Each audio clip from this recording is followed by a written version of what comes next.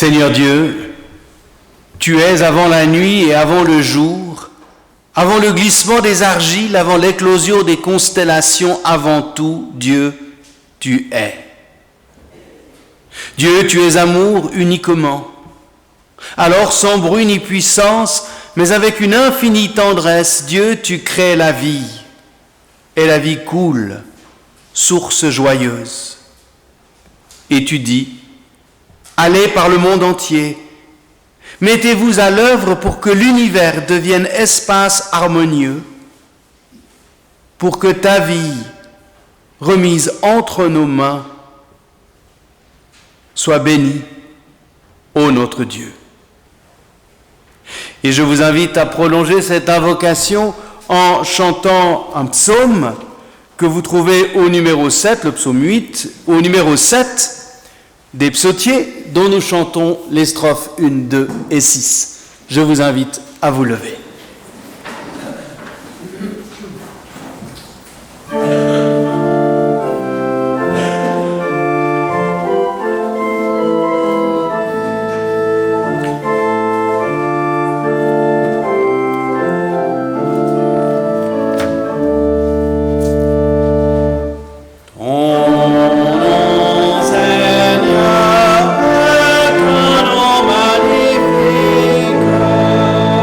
So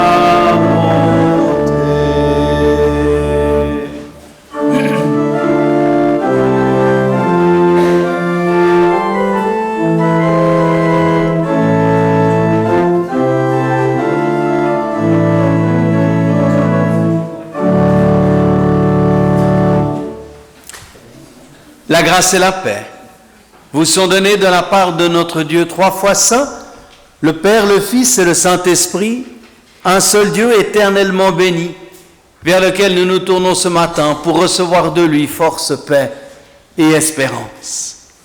Bienvenue, bienvenue à chacune et chacun d'entre vous ce matin, qu'il est bon de se retrouver ensemble, de retrouver des visages connus et familiers.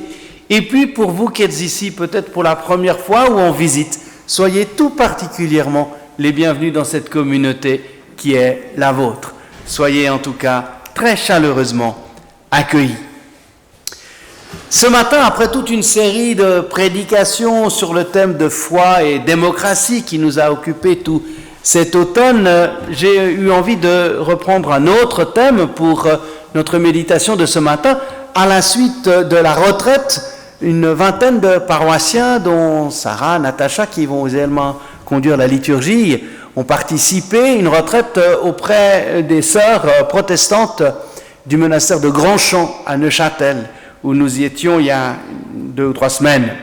Et nous nous sommes alors intéressés à la question de savoir si la beauté de l'art, de la musique, des tableaux, la beauté de la nature, est-ce que cette beauté peut aussi être un chemin qui nous conduit vers Dieu? C'est cette question que nous reprendrons ce matin à travers la liturgie et notre méditation. Mais entrons dans la louange par la prière.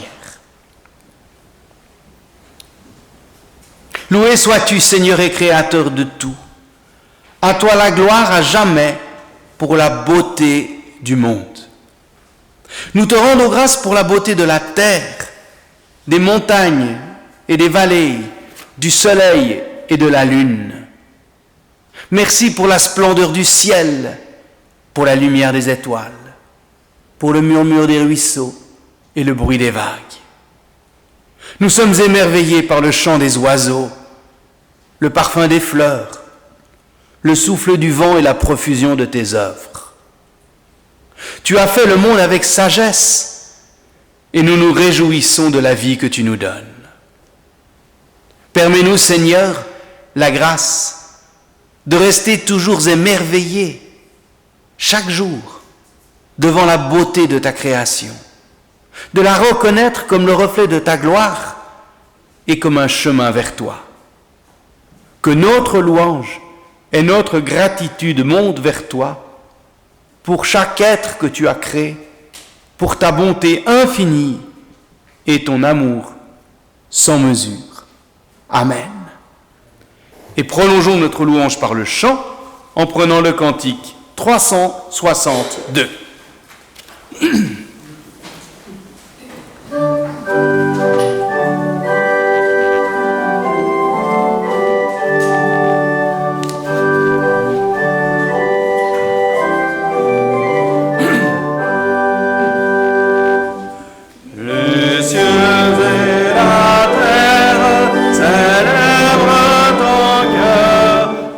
Gloire du Père, le Dieu créateur.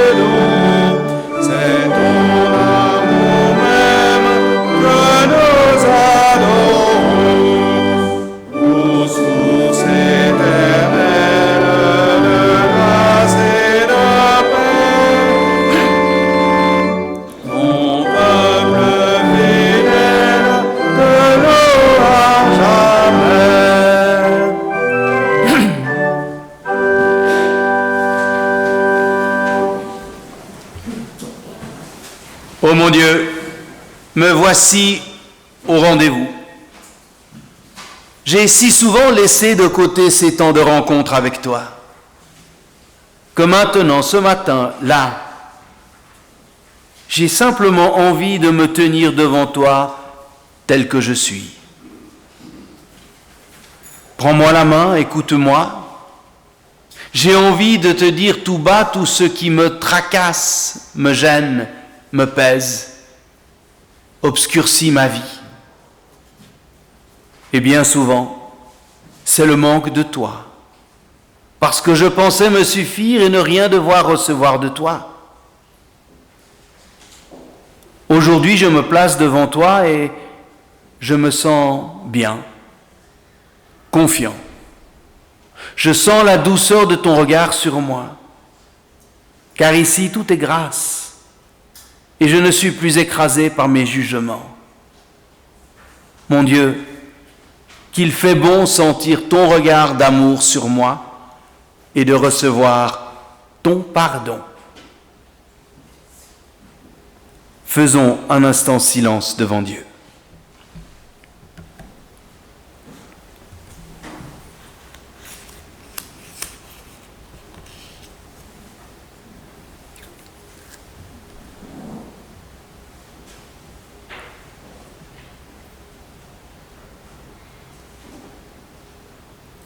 Au psaume 8, nous lisons « Seigneur, notre Seigneur, que ton nom est magnifique par toute la terre. Mieux que les cieux, elle chante ta splendeur. Quand je vois tes cieux, œuvre de tes doigts, la lune et les étoiles que tu as fixées, qu'est-ce donc que l'être humain pour que tu penses à lui, pour que tu t'en soucies? Ô Seigneur, qu'il est bon de savoir que tu ne cesses de porter sur nous un regard bienveillant, plein de tendresse et d'amour. Alors confiants, ce matin, nous venons à toi pour recevoir de toi l'assurance de ton pardon et de ton amour. Oui, frères et sœurs, c'est une parole certaine et digne d'être reçue avec confiance. Quand Jésus-Christ, Dieu nous accueille, il nous recueille, Dieu nous pardonne. Allons dans la joie. Amen. Et bénis par le pardon que nous venons de recevoir, nous pouvons réentendre la loi de Dieu, non plus comme des commandements qui nous pèsent et nous accusent, mais comme un horizon nouveau vers lequel nous pouvons tendre avec joie. Je vous invite à dire ensemble la loi de Dieu au numéro 163, tel que Jésus l'a résumé.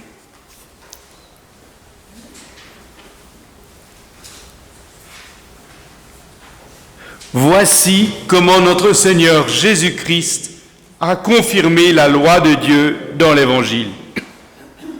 Tu aimeras le Seigneur ton Dieu de tout ton cœur, de toute ton âme et de toute ta pensée. C'est là le grand, le premier commandement. Et voici le second qui lui est semblable. Tu aimeras ton prochain comme toi-même. De ces deux commandements dépendent toute la loi et les prophètes. Amen. Et chantons notre reconnaissance avec le numéro 214.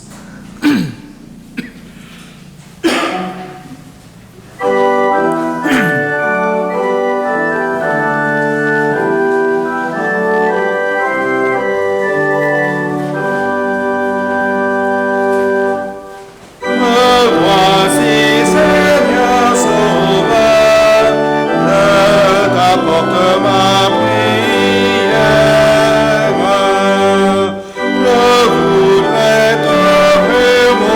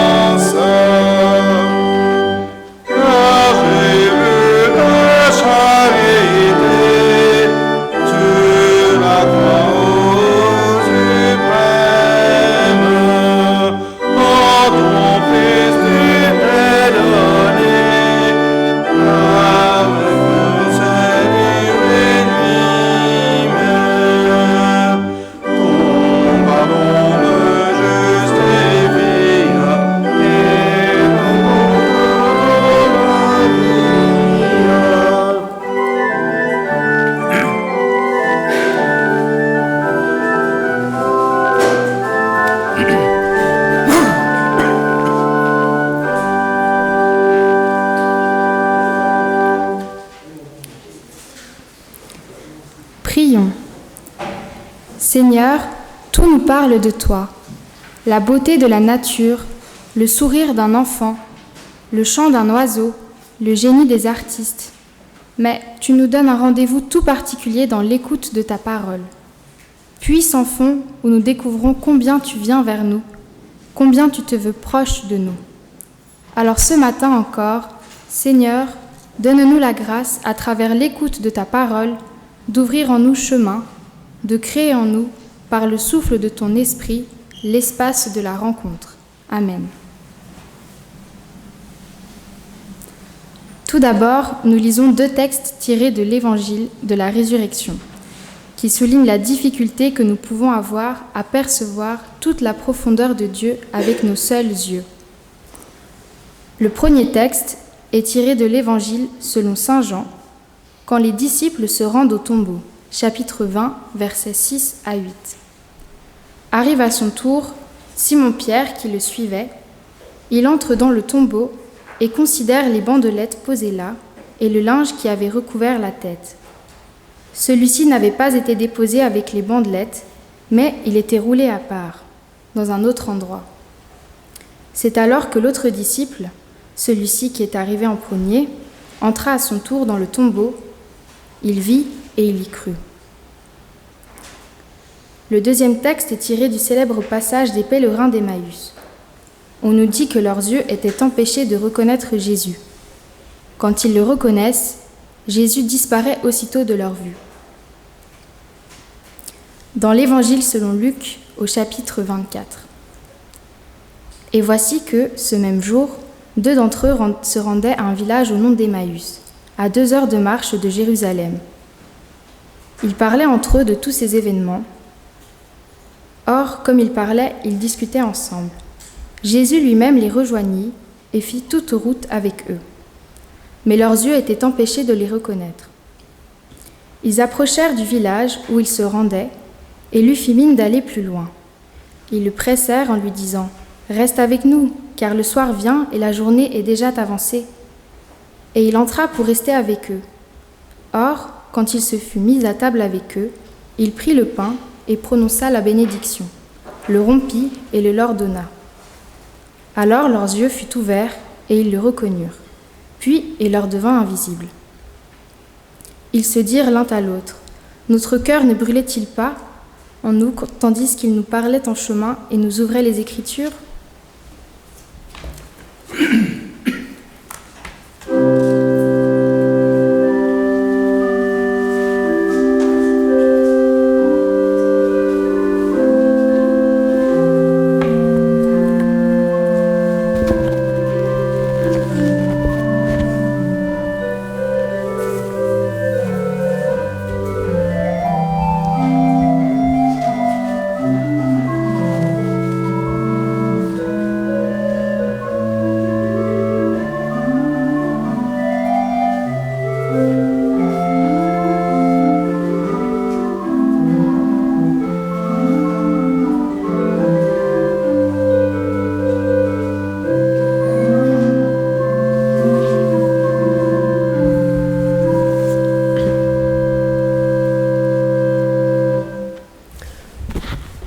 Nous poursuivons nos lectures avec 2 passages des épîtres de Paul. Dans la première aux Corinthiens, chapitre 13, Paul rappelle combien notre vision ne peut être que parcellaire. À présent, nous voyons dans un miroir et de façon confuse, mais alors ce sera face à face. À présent, ma connaissance est limitée, alors je connaîtrai comme je suis connu. Maintenant donc, ces 3-là demeurent, la foi, l'espérance et l'amour. Mais l'amour est le plus grand. Enfin, notre dernière lecture est tirée de l'Épître aux Romains au chapitre 8. J'estime en effet que les souffrances du temps présent sont sans proportion avec la gloire qui doit être révélée en nous. Car la création attend avec impatience la révélation des fils de Dieu. Nous le savons en effet. La création tout entière gémit maintenant encore dans les douleurs de l'enfantement. Elle n'est pas la seule. Nous aussi qui possédons les prémices de l'esprit, nous gémissons intérieurement, attendons l'adoption, la délivrance pour notre corps.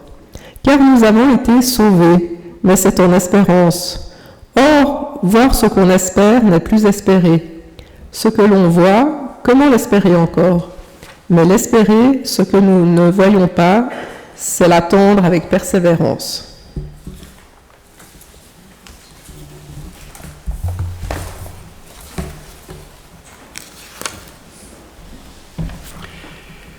La beauté, l'art, peuvent-ils être un chemin, une ouverture vers Dieu?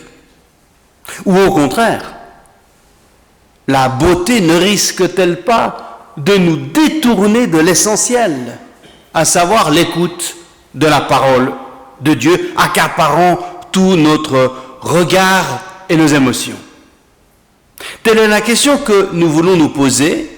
Elle est d'autant plus subtile qu'en terrain protestant, nous restons très prudents par rapport à tout ce qui touche de près ou de loin aux images. Et je me souviens d'une anecdote ici même, lorsqu'il y a 2 ou 3 ans, nous avions, lors d'un culte, projeté l'image d'un tableau et prononcé le message à partir de ce tableau.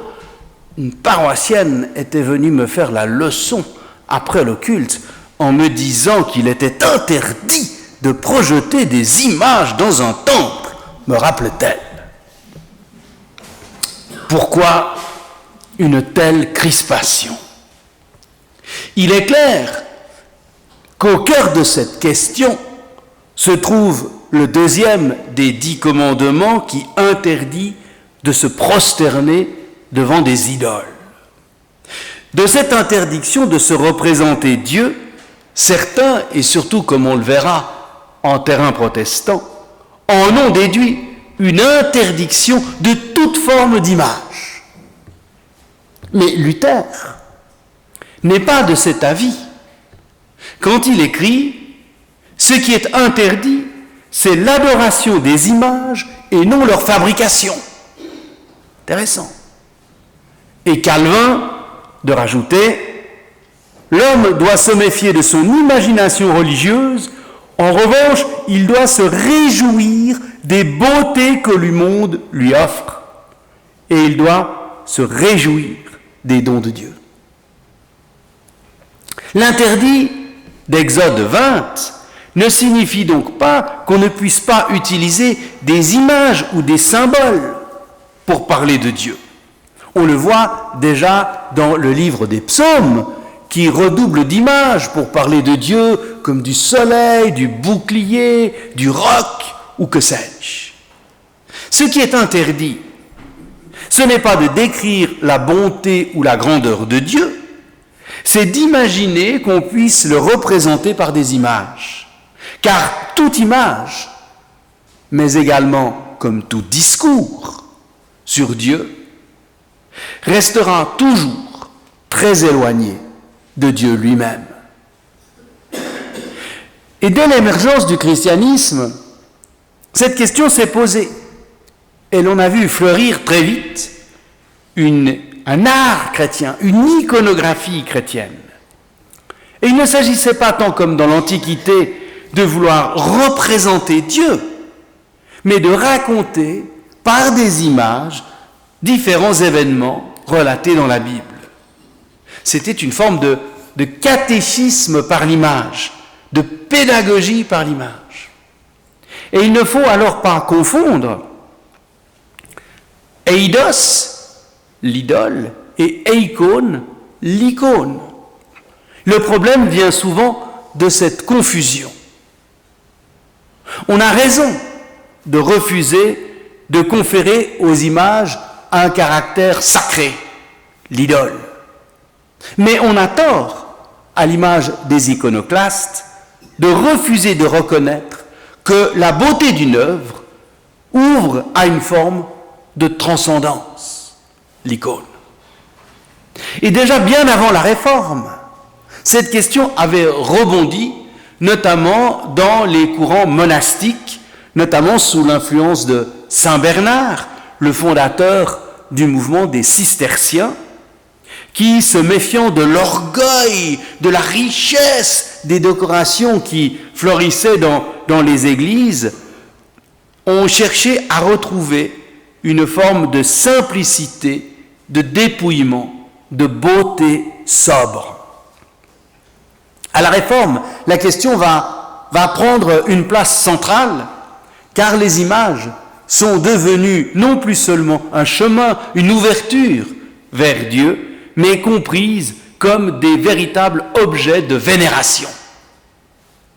Et les réformateurs diront que comme Dieu n'est pas enfermé dans un dogme, comme Dieu n'est pas enfermé dans une institution, dans une église, Dieu est encore moins enfermé dans une image. Ils vont alors sévèrement critiquer l'art sacré comme objet de vénération, de culte. Mais ils vont encourager un art religieux, dans la mesure où il nous aide à être reliés à Dieu. Et ce sera particulièrement manifeste chez des grands peintres protestants comme Rembrandt ou Vermeer de Delft, qui, en relatant des scènes de la vie quotidienne, essayent de laisser transparaître ce qui se joue à l'intérieur de l'âme, dans l'intime, dans l'âme des personnes, ou alors en manifestant par un jeu de lumière subtile la délicate mais irreprésentable présence de Dieu. Malheureusement, notamment sous l'influence des mouvements puritains, les églises de la Réforme se sont très vite désintéressées de cet art religieux pour valoriser essentiellement la parole et seulement la parole. Et l'on va voir alors apparaître cette nette distinction entre un protestantisme qui refuse toute forme d'image et un catholicisme qui va multiplier les images pieuses. Comme toujours, le juste chemin doit se situer entre ces deux extrêmes. Car si Dieu demeure inatteignable, il prend l'initiative de se faire connaître, de se révéler à travers des médiations, en premier lieu à travers la figure du Christ. Donc si aucune œuvre d'art ne peut être sacrée, il y a des œuvres dont la beauté, la profondeur conduisent à faire pressentir le lien qui nous relie au mystère divin. En ce sens, elles sont précieuses et méritent le qualificatif de religieuses. Mais aucune image ne pourra jamais révéler le mystère divin dans sa plénitude. Et d'une manière générale, on peut même dire qu'aucune image n'est vraie. Pensez au fameux tableau de Magritte dont j'ai mis une piètre reproduction sur le feuillet. Ceci n'est pas une pipe. L'image n'est jamais la vérité, mais témoigne de la vérité. La vérité n'est jamais perçue qu'indirectement. Mais l'on peut aussi s'intéresser à la beauté de la nature. Et ces jours, quand on se promène à la campagne et qu'on voit ces feuilles de toutes les couleurs, ces beautés d'une nature qui a tant donné durant l'été et qui va aller se reposer, qui, dans un dernier élan, nous offre cette magnificence, on ne peut qu'être émerveillé. Et il n'en faut pas beaucoup pour transformer un coin de nature en lieu de prière. On se sent parfois plus proche de Dieu dans un paysage grandiose que dans un temple sinistre. Mais il y a toujours le risque, comme avec la vénération des images, d'enfermer Dieu dans la nature, de diviniser la nature. Chercher Dieu dans la nature, ce n'est pas la même chose que de diviniser la nature. Or, on le voit bien, dès le premier chapitre de la Bible, dans le récit de la création de Genèse 1, la Bible s'emploie à dédiviniser la nature. Alors que l'on vénérait le soleil comme un dieu, la nature, pleine de divinités diverses et variées, le récit de la création fait du soleil, de la lune, des astres, des éléments placés là par Dieu. On peut en reconnaître la beauté, l'utilité, mais il faut en rendre grâce à Dieu. La nature n'est pas Dieu, elle est création de Dieu, objet de louange pour Dieu. Mais comment ne pas reconnaître devant la beauté de la nature qu'il y a quelque chose comme d'un cadeau que Dieu nous offre pour notre bonheur et notre paix. Là encore, la nature ne doit pas être objet d'adoration, mais chemin vers Dieu par la beauté et la paix qu'elle nous offre. Tout cela pour dire que la beauté, qu'on la trouve dans une œuvre d'art ou dans la nature, est à recevoir comme une grâce, comme un cadeau de Dieu. Or, dans le protestantisme, par réaction à la religiosité catholique qui débordait d'images pieuses et de vénération de statues, c'est comme si toute forme de beauté était devenue suspecte. Or, on a tout misé alors sur la parole, et seulement sur la parole, au point de délaisser tout intérêt pour l'esthétisme. Ce fut tellement vrai que certains de nos temples ont été et demeurent des lieux franchement souvent tristes. Hélas, on a souvent confondu la recherche d'une forme de simplicité avec le refus de toute beauté. Or, il peut y avoir une beauté simple, sans chichi. On n'a pas besoin de tomber dans l'exagération de certaines églises baroques où il y a tant de dorures qui transpirent l'orgueil et la richesse qu'on n'a plus du tout envie de prier. Mais entre cela et la tristesse de certains temples, on peut trouver une forme de beauté simple. Personnellement, j'aurais plus de peine à prier dans une station-service au bord de l'autoroute plutôt que dans une magnifique abbaye cistercienne. Ça paraît stupide de le dire, mais cela souligne que si l'on peut effectivement prier partout et en toutes circonstances, même dans des lieux tristes et dévastés, et en cela on peut penser aux prisonniers, aux victimes de la guerre, il n'en demeure pas moins que le cadre proposé est plus ou moins inspirant pour notre prière. C'est aussi ce que nous avons fait comme expérience dans cette paroisse il y a 5 ou 6 ans, lorsqu'elle a été créée et que nous avons hérité de 3 lieux de culte. Nous les avons visités, ces 3 lieux de culte, avec des personnes qui étaient des habitués de ce lieu et d'autres qui ne les fréquentaient pas. Et on a demandé à chacun d'observer tout ce qu'il voyait, la lumière, les tapis, les prises électriques, tout, et de noter ce qui semblait favoriser l'accueil, l'ouverture, l'envie d'entrer dans ce lieu, et ce qui était plutôt un peu triste et rebutant. Ceux qui étaient habitués au lieu ne voyaient plus du tout ce qui pouvait apparaître comme vieillot ou sinistre, parce qu'ils y étaient habitués. Or d'autres ont fait des remarques très pertinentes, et ce qui nous a permis d'essayer de soigner l'esthétisme de chacun de nos lieux de culte, non pas pour une forme d'orgueil, mais simplement pour que ce lieu puisse mieux se prêter à la prière, à la méditation. La beauté ne sera jamais Dieu. Elle ne permettra jamais de voir Dieu. Aucune image ne peut avoir cette prétention. Aucun coin de nature, aussi beau soit-il, ne peut dire Dieu. Le peintre Paul Klee, à propos de l'art, a écrit « L'art ne rend pas le visible, mais rend visible. » Autrement dit, il est un chemin, une ouverture vers une profondeur nouvelle, et peut toucher en nous des zones profondes, sensibles, sans pour autant dire toute la vérité de ce qu'on perçoit. Mais n'est-ce pas aussi précisément le but de la liturgie, lors de nos cultes? Comme l'art peut témoigner d'une profondeur insoupçonnée, la liturgie, elle aussi, autrement que la proclamation de la parole, qui fait d'abord appel à notre raison, cherche à nous rejoindre, à ouvrir en nous des brèches. Ne dit-on pas précisément des sacrements, du baptême et de la Sainte Seine, qu'ils sont des signes visibles d'une grâce invisible. Comme Dieu ne peut pas être enfermé dans une image pieuse, Dieu n'est pas non plus enfermé dans le pain de la Sainte Seine, ni dans l'eau du baptême.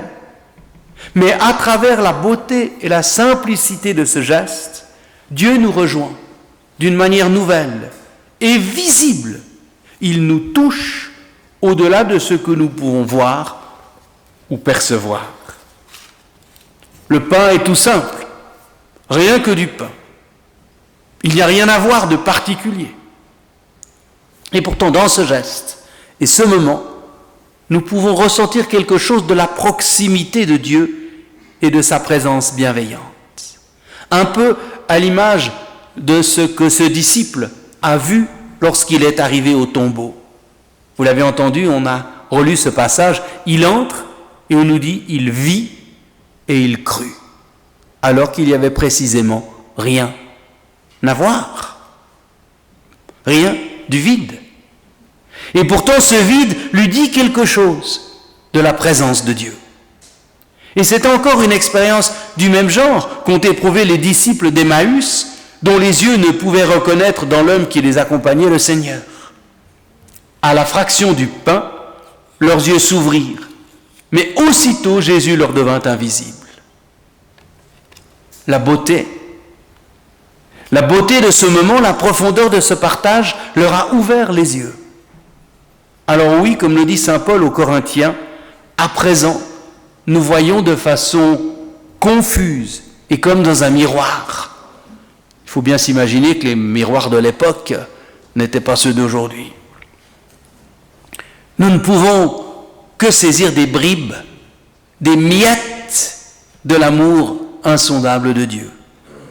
Mais ce Dieu d'amour, s'il demeure insaisissable dans toute sa profondeur, a choisi par amour pour nous de se révéler à nous. En effet, si nous pouvions le voir, le maîtriser, nous n'aurions, comme le dit saint Paul, plus rien à espérer. Je relis ce passage de l'Épître aux Romains. Voir ce qu'on espère n'est plus espérer. Ce que l'on voit, comment l'espérer encore? Mais espérer ce que nous ne voyons pas, c'est l'attendre avec persévérance. C'est génial comme texte. Magnifique. Dieu doit demeurer mystérieux, au-delà de notre regard, au-delà de notre compréhension. Sinon, il n'y aurait plus rien à croire, plus rien à espérer. Dieu doit demeurer mystérieux, mais cela ne l'empêche pas néanmoins de se faire proche, de venir à notre rencontre, de se révéler à travers de toutes sortes de manières, et nous pouvons, dans des moments de grâce, alors sentir son amour et la paix qu'il nous donne. Ces moments bénis, nous pouvons les vivre dans la prière, dans la solitude de notre chambre, dans le partage et l'écoute de la parole de Dieu, dans les élans de générosité donnés ou reçus, mais nous pouvons aussi les expérimenter à travers la beauté d'un lieu, celle de la nature ou d'une œuvre d'art. Autant de chemins possibles, autant d'ouvertures qui, sans enfermer Dieu, nous le rendent plus proche et perceptible.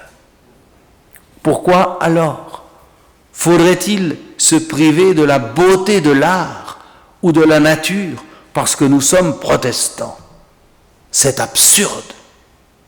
Si Dieu a fait tant de belles choses, si Dieu a conféré du talent aux artistes, il faut s'en réjouir et recevoir cette grâce comme une expérience qui nous est offerte pour sentir au-delà des mots et de la raison les signes de l'amour infini du Dieu de Jésus-Christ. Amen.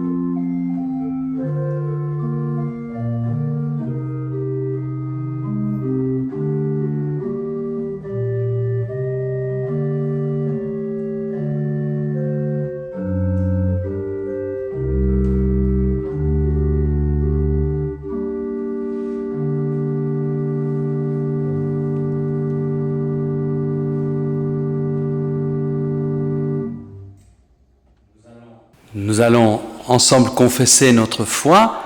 Je vous invite pour cela à vous lever et vous répondrez aux phrases qui seront dites par cette antienne « Aujourd'hui, je crois ».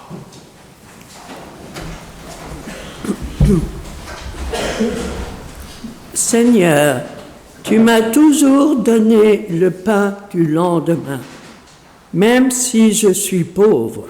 Aujourd'hui, je crois. Seigneur, tu m'as toujours donné la force du lendemain, même si je suis faible. Aujourd'hui, je crois. Seigneur, tu m'as toujours donné la paix du lendemain, même si je suis angoissé. Aujourd'hui, je crois. Seigneur, tu m'as toujours tracé la route du lendemain, même si elle m'est cachée. Aujourd'hui, je crois. Seigneur, tu m'as toujours gardé dans l'épreuve, même si je suis dans la peine. Aujourd'hui, je crois. Seigneur, tu m'as toujours éclairé dans la nuit, même si je suis désespéré. Aujourd'hui, je crois. Seigneur, tu m'as toujours parlé au bon moment, même si je ne t'entends plus. Aujourd'hui, je crois. Seigneur, tu as toujours été l'ami fidèle du lendemain, même si je me sens abandonné. Aujourd'hui, je crois. Seigneur, tu as toujours accompli tes promesses du lendemain, même si je doute. Aujourd'hui, je crois. Je vous invite à reprendre place.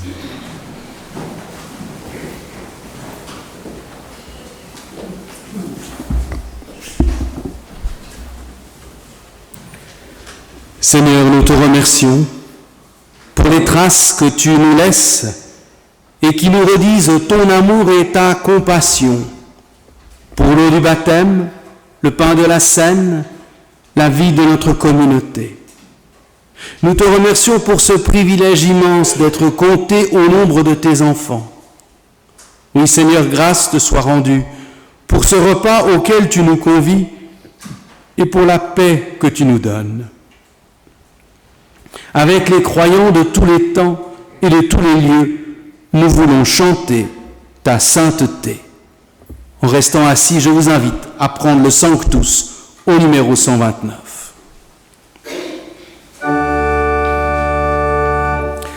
Saint notre Dieu le Tout-Puissant Seigneur, Saint notre Dieu le Tout-Puissant Seigneur, Saint notre Dieu le Tout-Puissant Seigneur, la terre entière est pleine de son nom. Qu'il soit béni celui qui vient de Dieu, Hosanna au plus haut des cieux. Le Seigneur Jésus, dans la nuit où il allait être livré, prit du pain et après avoir rendu grâce, il le rompit et le donna à ses disciples en leur disant « Prenez, mangez, ceci est mon corps donné pour vous, faites cela en mémoire de moi. » Et de même, après le repas, Jésus prit la coupe et après avoir rendu grâce, il la leur donna en leur disant « Buvez-en tous, ceci est mon sang, le sang de la nouvelle alliance, versé pour la multitude et pour le pardon du péché. Faites cela en mémoire de moi toutes les fois que vous en boirez. » Ô Seigneur notre Dieu, quel privilège nous avons de pouvoir vivre ce repas en communauté, dans la joie et la simplicité, alors que tant de personnes sont dans la détresse. Nous pensons, Seigneur, à tous ces pays ravagés par la guerre, la violence, la souffrance, l'injustice. Nous pensons à toutes nos communautés sœurs qui vivent l'oppression, la discrimination. Seigneur, nous te remettons aussi tous ceux qui sont angoissés par leur travail, par leur avenir, par leur santé. Celles et ceux qui vivent des relations de famille difficiles. Que ta paix, Seigneur, les touche, les rejoigne. Que ta bénédiction soit sur chacun et chacune. Et Seigneur, au moment où le monde semble toujours plus fou, aller dans des directions qui nous inquiètent, nous voulons te le demander. Suscite toujours et encore des artisans et des artisanes de paix, de dialogue, de respect. Et Seigneur, nous te prions pour toutes celles et ceux qui exercent des responsabilités politiques ou économiques, pour qu'ils puissent penser d'abord au bien commun et à la paix, avant de défendre leurs privilèges ou leurs intérêts. Oui, Seigneur, suscite dans ce monde qui en a tant besoin des leaders, hommes et femmes, qui ramènent ce monde à la raison et le dirigent vers la paix. Nous te prions pour notre communauté. Puisse-t-elle faire sa part, modeste mais précieuse, là où tu l'as placée, là où tu nous envoies. Et nous te prions pour les jeunes. Tant de jeunes sont inquiets pour leur avenir. Nous te prions pour la génération qui vient. Puisse-t-elle prendre ses responsabilités avec courage et audace. Nous te prions pour tous ces jeunes, qu'ils puissent être reconnus dans leurs compétences. Et toutes nos prières, Seigneur, nous les réunissons maintenant dans celles que tu nous as enseignées et que nous te disons d'un même cœur. Notre Père qui es aux cieux, que ton nom soit sanctifié, que ton règne vienne, que ta volonté soit faite sur la terre comme au ciel. Donne-nous aujourd'hui notre pain de ce jour. Pardonne-nous nos offenses, comme nous pardonnons aussi à ceux qui nous ont offensés. Et ne nous laisse pas entrer en tentation, mais délivre-nous du mal, car c'est à toi qu'appartiennent le règne, la puissance et la gloire au siècle des siècles. Amen. Et maintenant nous te le demandons, Seigneur, envoie sur nous ton Esprit Saint, pour qu'en recevant ce pain et en buvant à cette coupe, il nous soit donné de sentir la réalité de ta présence au plus intime de notre vie. Je vous invite à prendre l'Agnus Dei au numéro 130.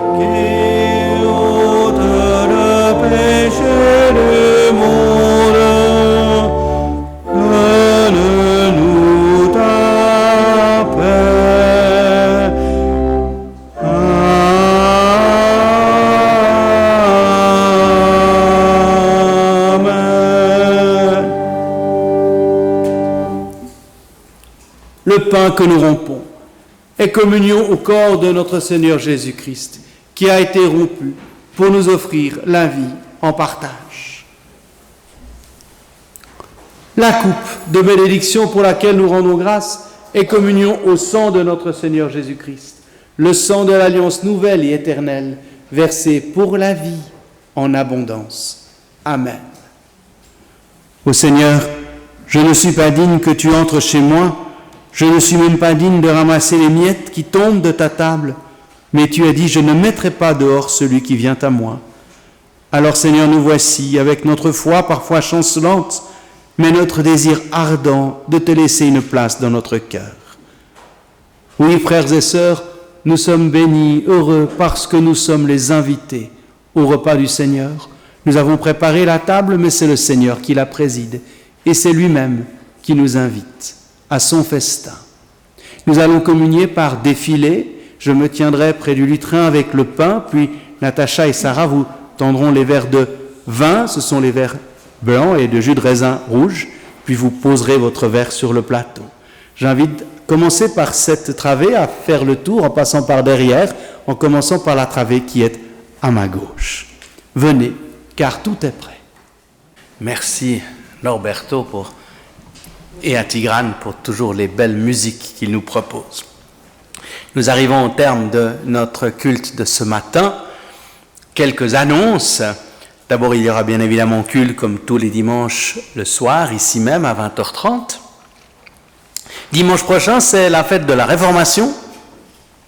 J'aurai le plaisir de présider le culte à 10h à Malagnou, où on prendra un des sujets centraux de la théologie de la Réforme, la question du salut par la foi, de la justification par la foi. Est-ce que ça a encore du sens de parler de cela, de se battre pour cela, comme on s'est battu au XVIe siècle? Comment est-ce que cette question peut être transposée aujourd'hui dans notre réalité face à nos préoccupations? C'est un peu la question qu'on se posera à l'occasion de la fête de la Réformation dimanche prochain. Beaucoup d'événements à venir dans notre paroisse dans les semaines à venir, à commencer par la soirée intergénérationnelle du 7 novembre prochain. Sarah et d'autres préparent cette soirée. Il me reste encore quelques places, mais pas beaucoup, pour celles et ceux qui ne se seraient pas encore inscrits et qui voudraient y participer. Les jeunes n'ont pas besoin de s'inscrire, ils seront nombreux, mais pour les plus de 35 ans, il faut s'inscrire et il ne reste que quelques places. La question, le principe, c'est de faire dialoguer les générations entre jeunes et moins jeunes. Et c'est toujours les jeunes qui animent. Et la question, on a eu toutes sortes de questions de société, de politique. Et ça, c'est une question beaucoup plus religieuse, on va dire, puisque la question qu'ils ont choisi de débattre, c'est « Avons-nous encore besoin de Dieu ?» aujourd'hui. Et comment est-ce qu'on aborde cette question-là? Et on va partager nos impressions. J'aimerais souligner un rendez-vous qui aura lieu le mercredi 12 novembre. C'est dans le cadre de nos apéros théologiques, où on aura des apéros un peu différents cette fois-ci. Ce ne sera pas, comme d'habitude, un sujet d'actualité qu'on débat comme ça entre nous, mais nous aurons un invité. Ça conclura notre série de thèmes sur foi et démocratie, puisque nous aurons Philippe Fonjala, qui est directeur de Porte Ouverte, qui est une association de défense des chrétiens persécutés, l'antenne suisse d'une organisation internationale. Et c'est franchement très intéressant et important d'être sensibilisé à la question des chrétiens persécutés. Et ce sera donc le mercredi 12 novembre à Malagnou à 18h15. On aura le plaisir et l'intérêt, le triste intérêt de l'entendre, quand on sait que la religion chrétienne est de loin la plus persécutée dans le monde, et que dans la plupart des pays, encore aujourd'hui, on peine à l'imaginer, mais les chrétiens n'ont pas la liberté que nous avons de simplement pouvoir lire la Bible ou rendre un culte à leur Dieu. Voilà. Sinon, il y a beaucoup de dimanches, dans 15 jours, ce sera le culte cantate avec Isabelle et Norberto, puis il y a le séminaire de Vincent qui continue, beaucoup d'activités. Vous les trouvez dans nos feuillets, l'agenda mensuel qui vous donne toutes les informations sur la vie de la paroisse, et si vous ne les recevez pas, n'hésitez pas à nous les demander à la sortie ou à les prendre. Et puis surtout, si vous êtes ici pour la première fois ou en visite, faites-nous le plaisir de rester pour l'après-culte que Daniel a préparé avec beaucoup de gentillesse et de soin, comme d'habitude. Ce sera l'occasion pour nous de faire connaissance. En tout cas, vous êtes les bienvenus. Et il y a un cantique qu'on ne pouvait pas ne pas chanter à l'occasion de ce culte sur la beauté, c'est le psaume de la création. Alors c'est pendant que vous trouvez dans les feuillets intercalés. Nous allons chanter les strophes 1, 2, 3 et 5 de ce beau cantique de la création pendant lequel l'offrande pour la vie de la communauté est recueillie. Nous nous levons pour chanter.